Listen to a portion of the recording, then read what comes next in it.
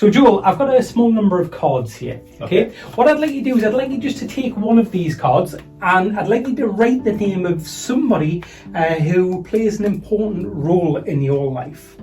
Okay, and hold the card up, make sure that I can't see what you're writing. That's most important. And then after you have written a name on that card, I'd like you to place it amongst the rest and then mix up the cards to such an extent that you don't know where that card is. Okay. Good mix. Yeah, a thorough mix, I trust you. Okay. And then having mixed the cards, I'd like you to lay them in a small row across the table.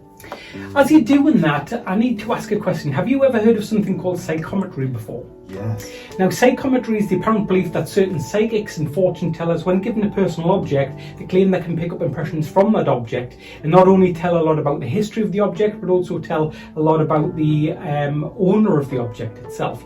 This is something that's based entirely on feelings, which is where this experiment comes in. What I'm hoping is just based entirely on feelings. Push that card towards me. That I can distinguish the card that you've written on. Place that one there. From the rest. Yeah. Now, if I have been successful, Joel, and I don't want to look, it's most important that I don't look at any point, but can you just verify if I've been successful, then that card there should be blank. Is that correct? Yep. Okay. If I have been successful, then this card should also be blank. It is. Yes. And also this card too. Yeah. Okay. Well done. Now, of course, I appreciate from your perspective, having just watched this, you may be skeptical and you may think, well, this is just a 1 in 4 chance. You know, after all, you've got a 25% chance of hitting on the card. But what if I was to say that you're going to do it this time? Okay. So can you just take those cards? I don't want to touch your cards. Slide it amongst there, just exactly as you did before, and then mix the cards again. Right. I don't even know why I'm turning away here, Joel, because this time I'm not going to be doing it, it's going to be you. All right, okay. So lay the cards out on the table. And as I say, this is all about feelings, okay? So you don't even need to look at the cards yourself. Just hold your hand above each card. Maybe if you lower your hand a touch, you should find it easier, and just work your way through each card in turn. And just notice the difference in the feelings of each card. And then when you're ready, just slide one card towards yourself. Perfect. And you genuinely felt something there. Yeah. Okay? Now, when you begin in this exercise, it's often easier to break things down, to chunk the cards together. So, can you just maybe work with this pair? And again, just exactly as before, just pull one card towards you.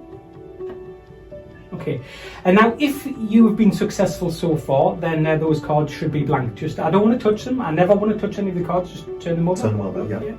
Okay, so far so good. Okay. Okay, now this is the moment of truth. Just slide those cards together. All right.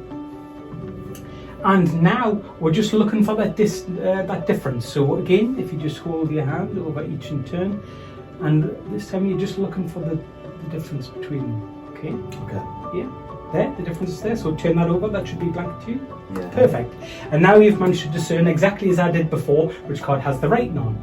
Now, it's one thing to try and discern where a card is, but to try and extrapolate information from that card is a little more complex. Now, obviously, we're not going to expect you to do that because you already know what's written on the card, but I've never touched this card. No. Let's just try this. Okay. Okay, this is interesting. This is a definite female presence as opposed to a male presence. And I'm also okay. And this is somebody that you have often confided in, and this is somebody that you would put 100% of trust. You put 100% of trust in this person. Yes, this is a female presence, but it's also an older female presence. And by that, I'm saying that most often people would maybe go for the close friends, but I don't think this is a friend at all. This is a relative. Yeah. Okay, but this is not, again, most people when put in your position would often write either the father or the mother on the card, but I don't think you have done that. You went for somebody slightly older, and this would be Is this your grandmother? It is. This is your grandmother, and okay, to be more specific, this is your grandmother, Myra? Yay. Yeah, Myra. Perfect. Excellent. I don't want to touch the card. Can you pick it up and Yay. can you just show the camera?